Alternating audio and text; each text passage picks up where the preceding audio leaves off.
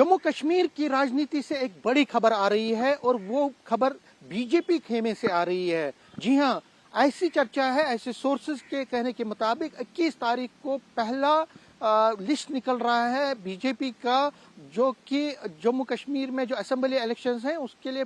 जो पहला लिस्ट है वो 21 तारीख को पार्टी की तरफ से रिलीज किया जा सकता है। चर्चा ये भी है कि कश्मीर मिशन कश्मीर की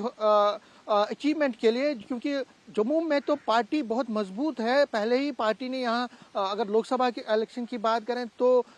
कंटिन्यूसली 14, 19 और अब 24 में लगातार जम्मू और उधमपुर की दोनों सीटों पे चुनाव जीता और इन दोनों सीटों पे पार्टी ने एक अच्छी परफॉर्मेंस दी। हालांकि वोट कम मिले लेकिन पार्टी दोनों जो सीटें हैं वो जीतने में कामयाब रही और पार्टी को तकरीबन 30 से ज़्यादा सीटों पे बढ़त भी मिली, जो कि असेंबली सेगमेंट्स हैं जम्मू डिवीजन में। लेकिन मिशन कश्मीर हमेशा पार्टी के लिए एक चैलेंज रहा है। हालांकि पार्टी ने जो इसके अलाइज हैं, जो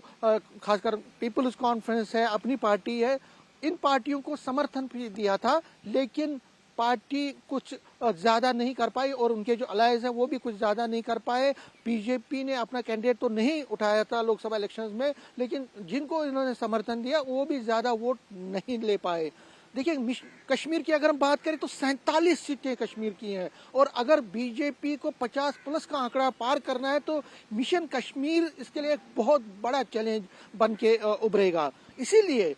ऐसे सोर्सेज कह रहे हैं, बीजेपी के टॉप सोर्सेज ये कह रहे हैं कि पार्टी ने एक डिसीजन लिया है, पार्टी ने फैसला किया है कि पार्टी 47 जो सीटें कश्मीर की हैं उनमें 25 सीटों पे अपने कैंडिडेट्स उठाएगी। मीन्स कि बीजेपी की टिकट पे 25 सीटों पे कैंडिडेट उतारे जाएंगे और जो बाकी 22 सीट्स हैं उसमें जो इनके अलाइज हैं, चाहे पीपल्स कॉन्फ्रेंस है या अपनी पार्टी है या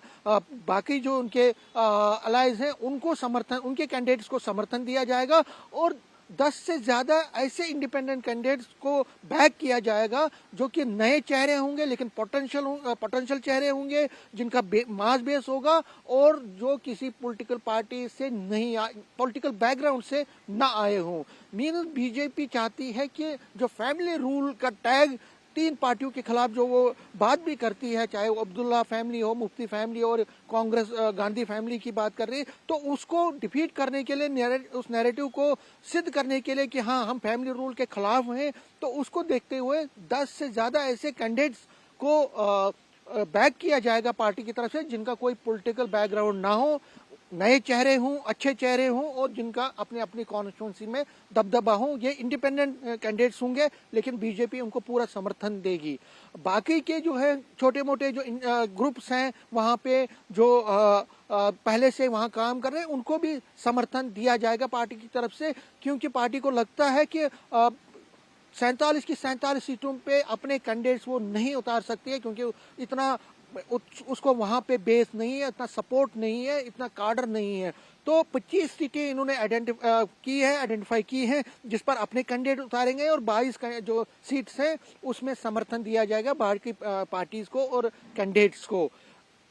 इसमें सबसे बड़ी बात यह भी है कि जो कश्मीरी पंडित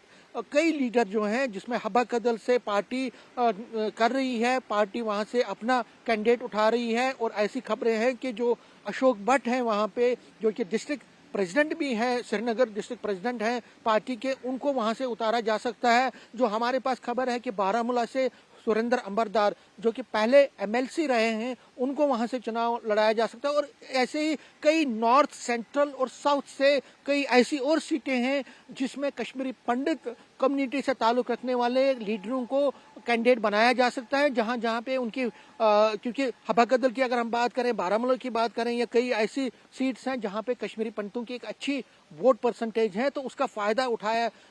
उठाने की कोशिश बीजेपी करेगी। बीजेपी जम्मू डिवीजन में जो 43 सीटें हैं उनमें ज्यादातर सीटों पर अपने ही लोगों को टिकट देगी, लेकिन कोई सीटें यहाँ पे भी हैं, चाहे पुंछ राजौरी में या चुनाव में, जहाँ पे वो कुछ इंडिपेंडेंट कैंडिडेट्स को भी बैक कर सकती है। तो पार्टी चाहती है कि अगर उनके कैंडिडेट्स ना जीते तो, लेकिन जो उनके समर्थक कैंडिडेट्स हैं अगर वो भी वहां से कश्मीर वैली से जीते हैं तो वो बड़ी बात होगी। हालांकि बीजेपी अपने तरीके से 5 से 7 सीटों पर जोर लगा रही है कश्मीर में, जिसमें हबाकदल है, बारामूला है, इसी तरह से गुरेज की सीट है, केरन की सीट है और बड़गाम की कई सीटें हैं जिनपे पार्टी को लगता है कि पार्टी अच्छा कर सकती है, जीत भी सकती है, उसको उन सीटों पे जीत नजर आ रही है। तो मिशन कश्मीर पार्टी के लिए एक बहुत बड़ा चैलेंज पहले से रहा है, लेकिन इस बार बीजेपी के जो लीडर हैं वो दावा कर रहे हैं कि कश्मीर वैली में पार्टी को इस चीज का भी फायदा होगा, क्योंकि पीडीपी और नेशनल कॉन्फ्रेंस अलग अलग चुनाव लड़ रहे हैं और ऐसा अभी भी लग रहा है कि हो सकता है कांग्रेस भी अलग चुनाव लड़े। हालांकि कांग्रेस और पीडीपी के बीच बातचीत भी चल रही है, लेकिन अगर ये तीनों पार्टियां जो मेन पार्टी है कश्मीर की वो अलग अलग चुनाव लड़ती है तो इससे बीजेपी को फायदा होगा और उसके जो अलायंस है उनको भी फायदा मिल सकता है। अब ये देखने वाली बात होगी कि क्या बीजेपी जो कहा जा रहा है कि 25 सीटों पे चुनाव लड़ेगी और बाकी पे इंडिपेंडेंस को समर्थन देगी। और मैं यहाँ पे आपको ये भी बता दूं कि कई ऐसे नेता जो कि बाकी पार्टी जो पहले सेपरेटिस्ट वॉइसेस थे लेकिन कई पिछले 2-3 सालों से वो अब मेन स्ट्रीम पॉलिटिक्स का हिस्सा बने हैं, उनको भी बीजेपी समर्थन दे सकती है। एज एन इंडिपेंडेंट वोट चुनाव लड़ेंगे,